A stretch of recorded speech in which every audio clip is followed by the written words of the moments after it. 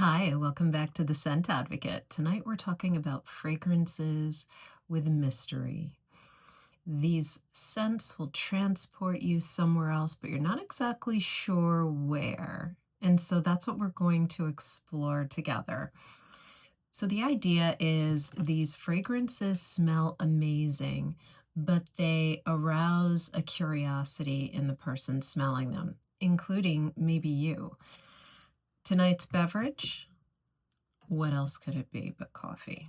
Yes, I'm having a very down, relaxed evening, and as you can see, it was a long week at work, and I am ready to relax with you guys, have a little coffee, have a little fragrance discussion.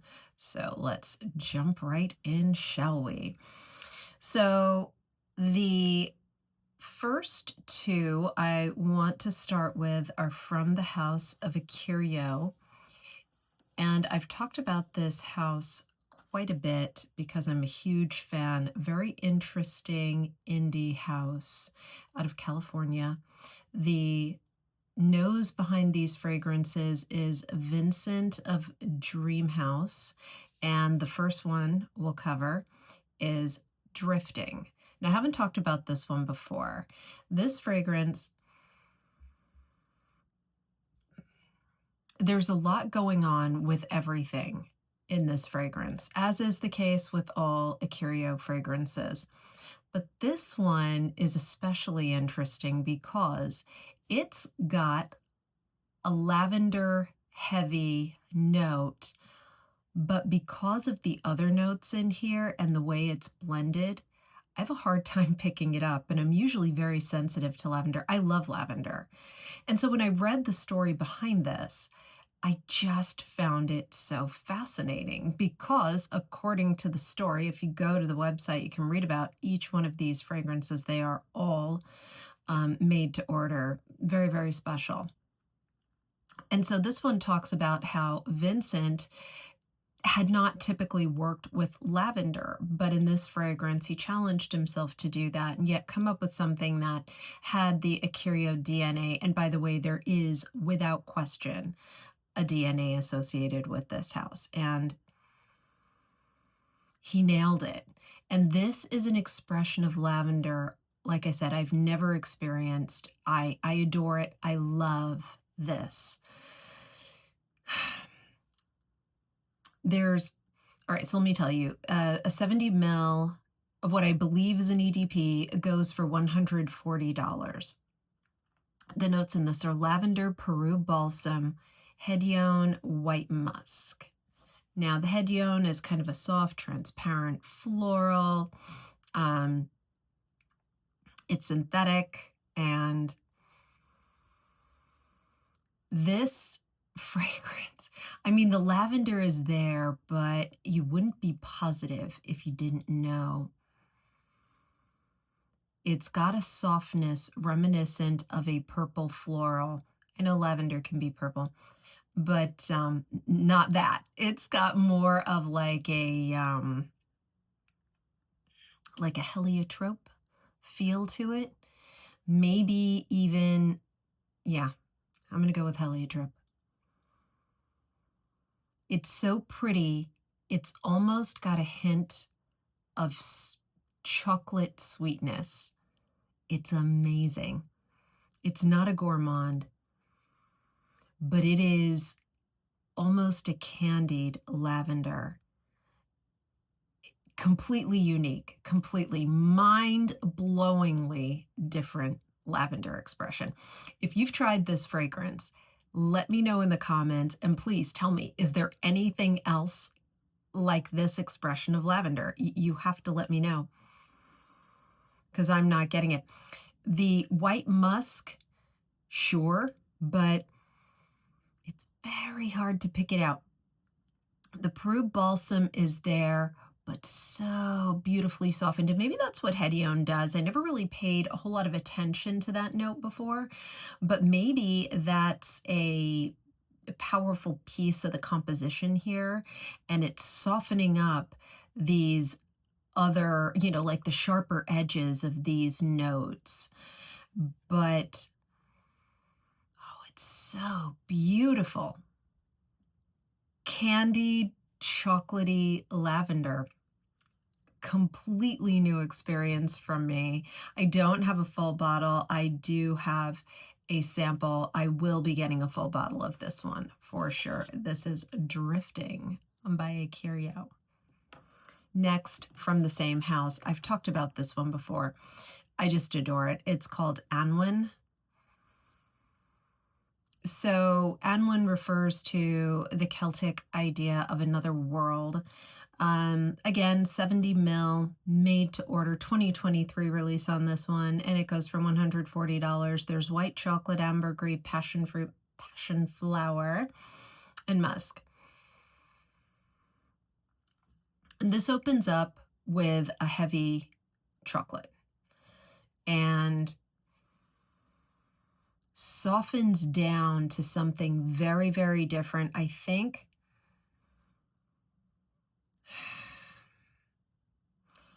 again, as with other fragrances that Vincent creates, it's its own thing.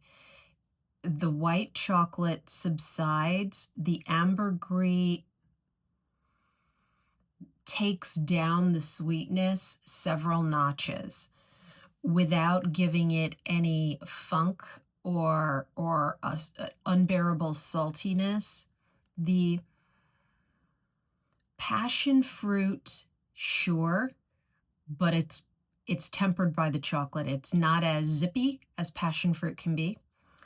The passion flower, so pretty, so wonderful. I have a few fragrances that are passion flower forward. I wouldn't say this is, but it lends a soft, almost powdery, tropical floral note to it. The musk is, I think, there to anchor it, but not as a standout note. It's its own thing.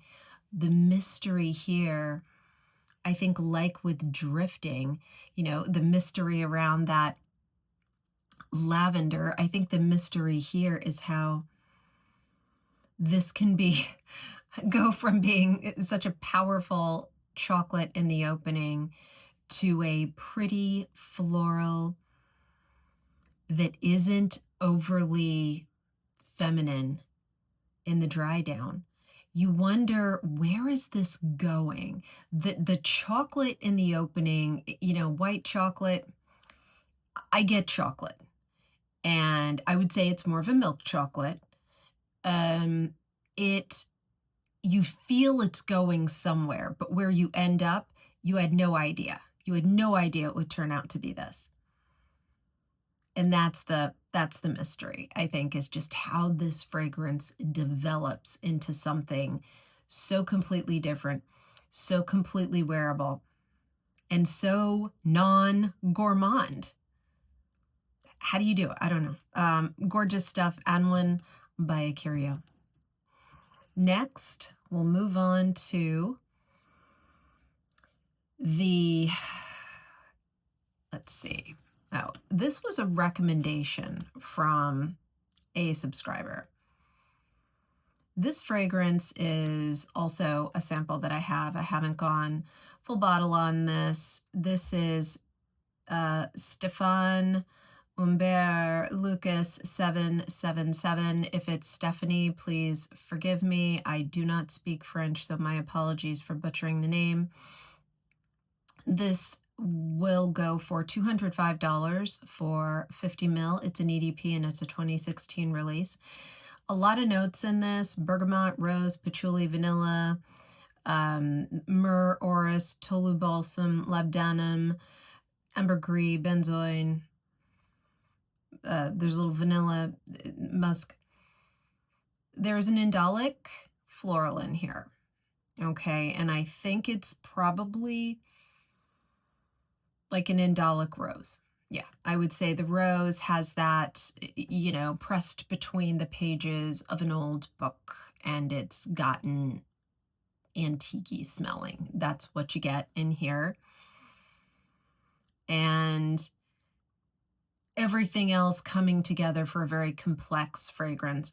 What makes this mysterious to me and a curiosity arousing fragrance is it opens up extremely spicy and boozy. And you feel like there's a darkness to it, but every second you experience this, it's developing. And I think that's what creates the air of mystery. From the moment you start to smell it, you feel it's evolving very, very quickly. Other fragrances, in my experience, take a while to evolve, through the different phases. The opening, the middle, the dry down, or the base. That doesn't happen as quickly as some of these fragrances. This one in particular, it's definitely going somewhere. The beginning, I get quite a bit of spice in here, and this really isn't a spicy fragrance according to the notes. It's got, a resinous quality that sort of marries with that rose. The patchouli is up front and not as much a base. The base is more of the resin, and I think it's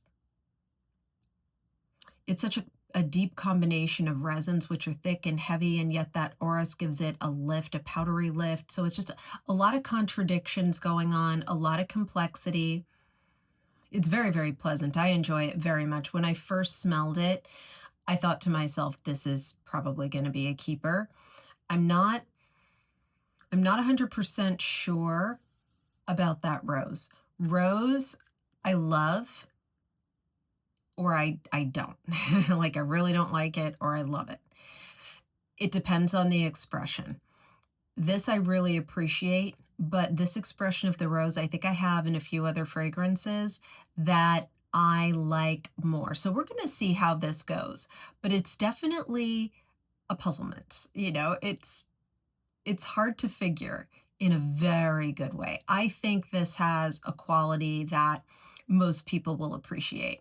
This isn't something I would recommend as a blind buy. It's definitely unisex, but it's got something very attractive if you like indie or bespoke or niche fragrances. This is going to be satisfying for you. So check out Taklamakan. Sorry for the pronunciation again. Beautiful stuff. Next, we've got Etruscan Water by Francesca Bianchi. Obviously, a big love. You could see the dent, and these are extracts, this one included. Very interesting, as all Francesca fragrances tend to be. So this is an extrait. It is a 30 ml. It goes for $180 approximately, and it's a 2019 release. This is a sheep. It's oak moss, ambergris, orris, bergamot, immortelle, petitgrain, vetiver, musk, basil, labdanum, caraway, grapefruit, jasmine, and tangerine. Dark, rich, classic with that sheep, a little bit earthy, with that oak moss rather, a little bit earthy. The caraway is in there, but if you don't like caraway, it's going to be all right. It's combined to give you a very pronounced citrus in the opening, and that's the bergamot. I think the caraway complements it in a unique way. Of course, you've also got the tangerine and the grapefruit in there. The basil gives it a little bit of a rich green, as basil tends to do. There's just an inherent richness, even though it's light and very summery. The orris is, very rich, like an orris concrete in this, as opposed to, something that leans powdery, more iris-like. Immortelle is definitely there. Petitgrain definitely there. A little bit of bitterness to kind of complement that strong citrus set of notes. Very, very classic. And what is the mystery? Well, the mystery here is the complexity, I think.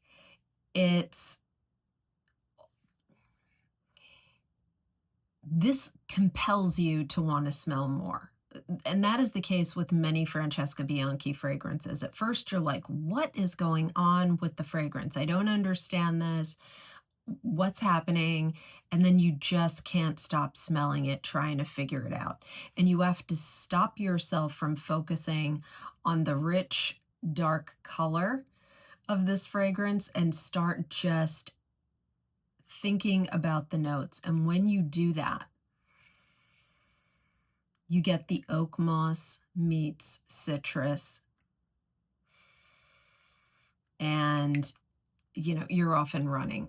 And you just want to keep picking out those notes and figuring out what makes it so bold. And do you ever get there? Yeah, I think with this one, the notes are discernible, but you want to do that kind of examination of the fragrance. You want to keep trying to figure out what's going on with it and what's intriguing you so much, and that is Etruscan Water by Francesca Bianchi. Next, we've got Amber Intrigue by Tom Ford. This is a later release. It's a 2024 release, but I have a lot from much, much earlier. This is an EDP. It's 50 ml. It goes for $405 when I looked. Maybe that's wrong. Maybe this was, that's a lot.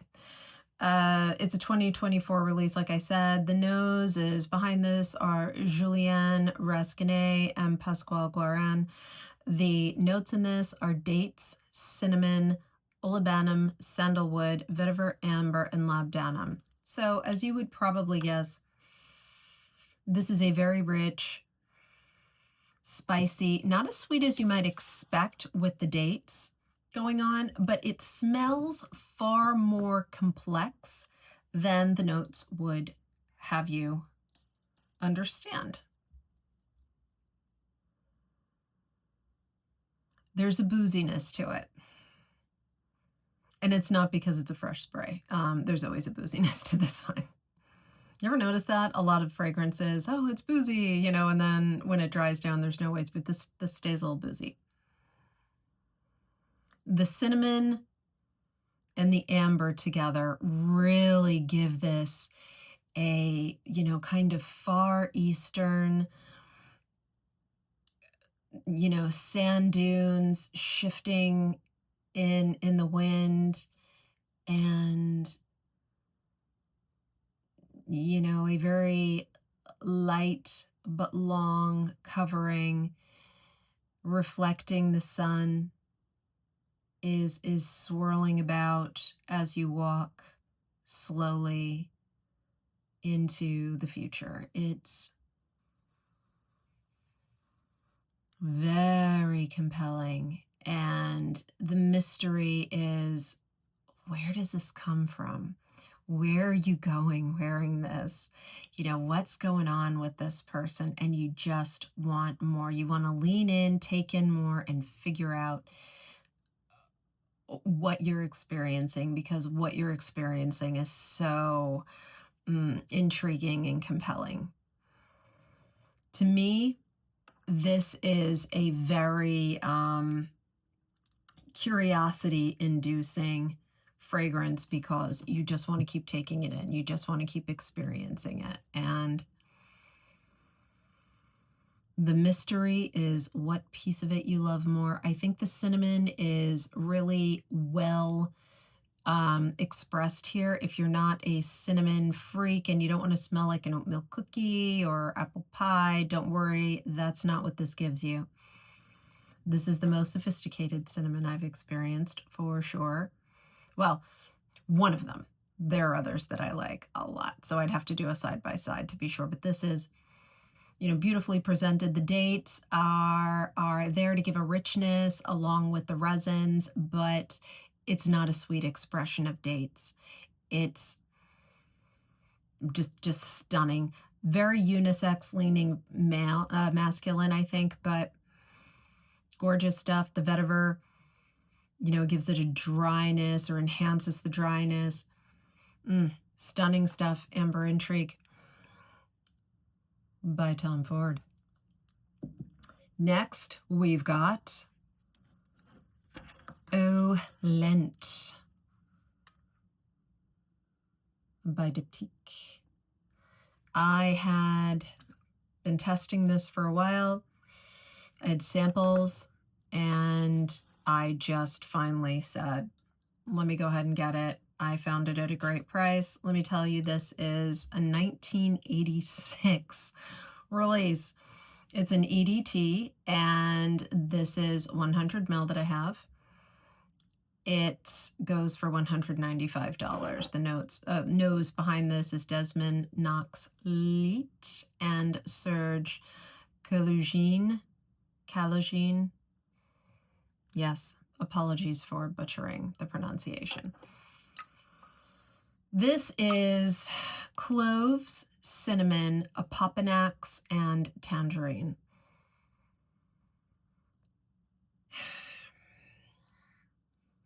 Does this want to be an incense?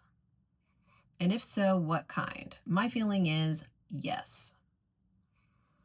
But it's a cool incense. And if you don't love clove, don't be put off, because this is not what I would call a clove forward fragrance. The cinnamon is there, but very subtly. The combination of these notes is exquisite.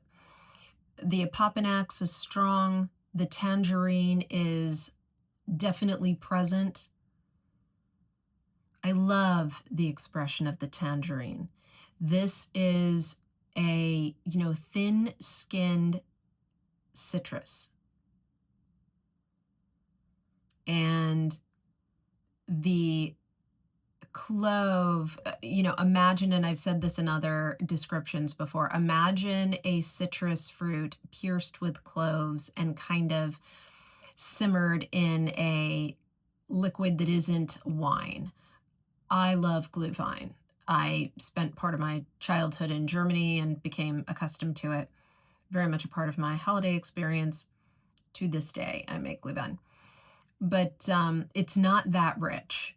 There's a lightness to this from the tangerine, but also just, I think the concentration level makes this a lot less overpowering.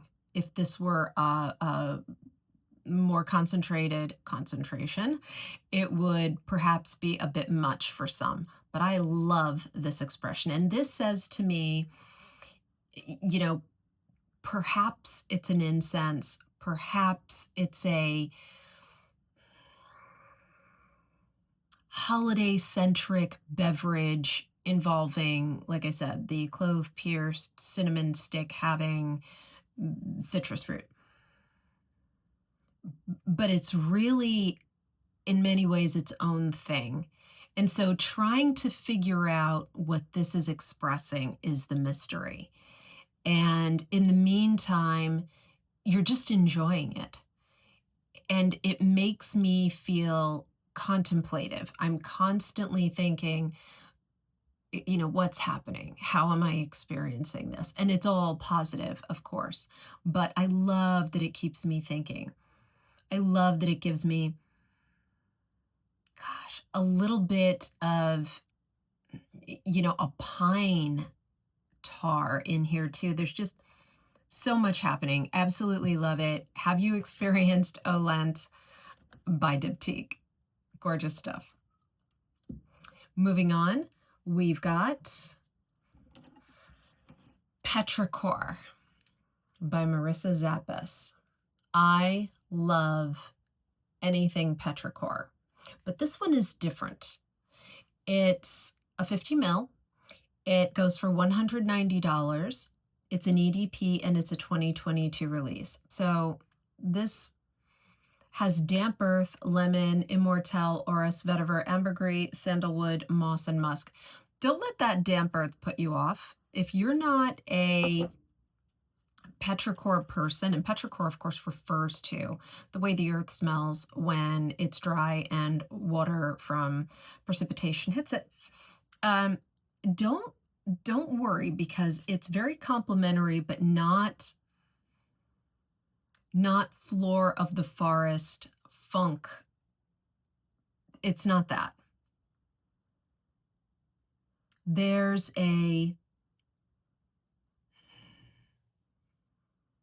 the orris is beautifully expressed here. The combination of the orris with the moss is really unique, very special. The vetiver is there. The ambergris, I'm not really picking up too much. The sandalwood is, for you pickle freaks out there, no joy. There's no pickle juice in this. Immortelle, I guess it makes sense, but there's a pine in here that I'm getting as well. And, perhaps that's the vetiver sometimes can come across as a little bit piney to me, but whatever it is, it's complex. It is earthy, but it's not funky in any way.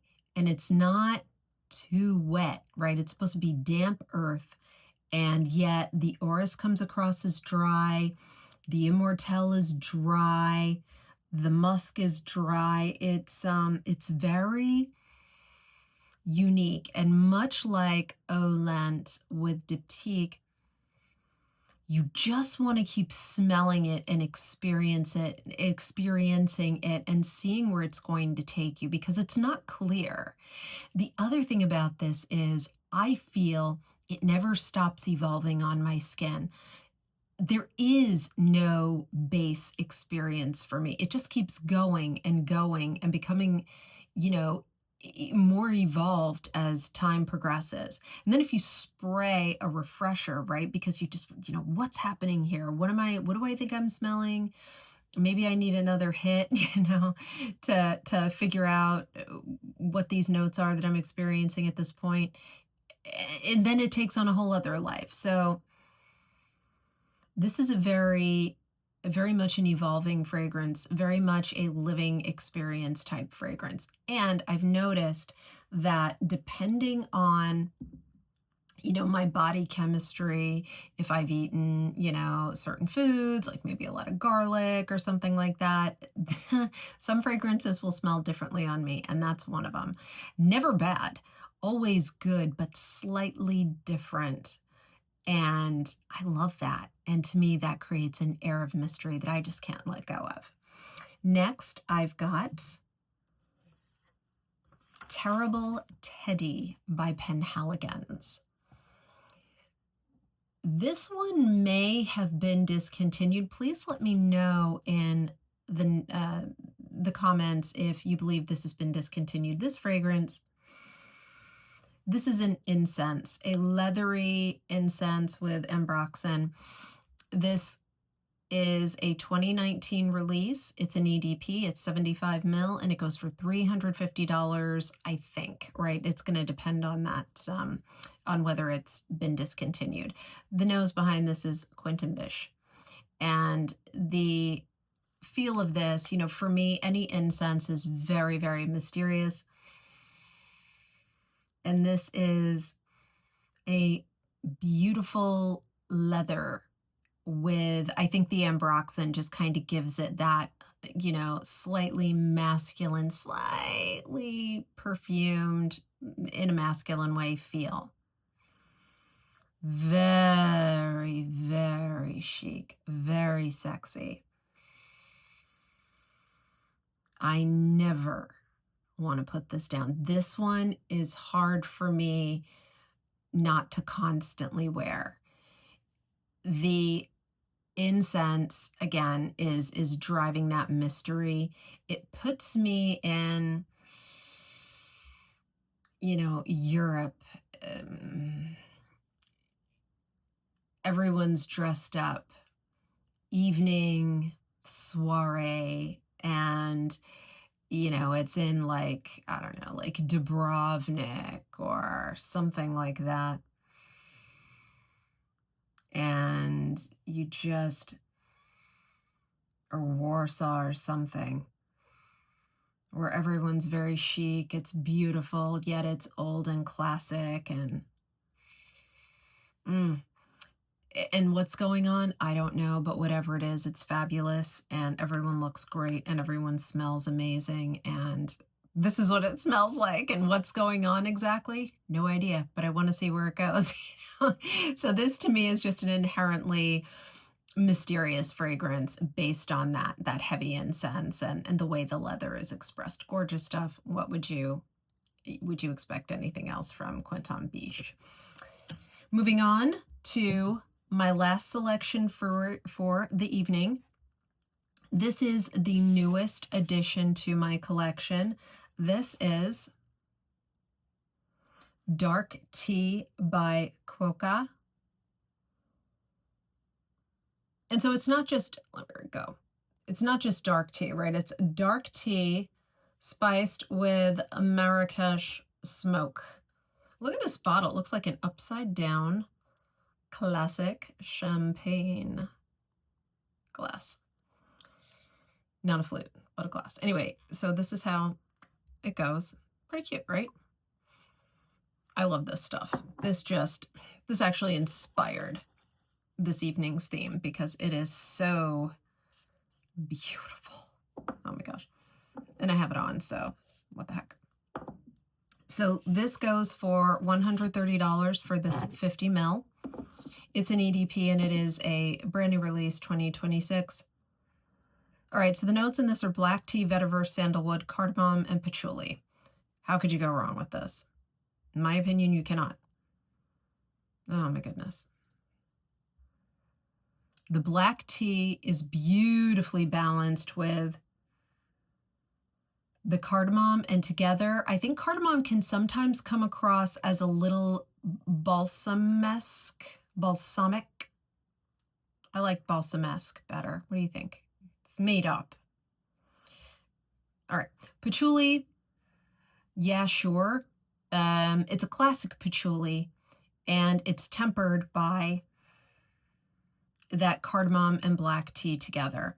And, the idea of Marrakesh smoke, for sure. And that gives it the mystery. That makes it somehow, even more compelling. You want to see where it goes. You want to see how it develops.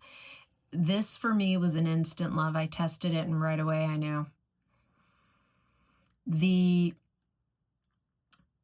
black tea, right? I don't know. I think a tea for me is having a moment, and I'm definitely getting that beautiful tea. And then the cardamom gives it a Far Eastern, North African feel. And I love it. To me, those are mysterious places because I've always wanted to go and haven't been able to. One day. Gorgeous stuff. Have you experienced Kuoca dark tea, and do you find it to be intensely mysterious and provocative, thought-provoking? Let me know in the comments. So what did you think of these fragrances? Do you think they're mysterious? Do you think they're not? Do you disagree with me? Did I leave some out? I'm positive I did. This is quite an interesting topic, right? You could go in a lot of different directions with it, but let me know your thoughts on this. And hey, if you aren't yet a subscriber to the channel, please consider subscribing. Leave me a comment, and if you enjoyed the video, give me a thumbs up. I'll see you in the next one. Bye-bye.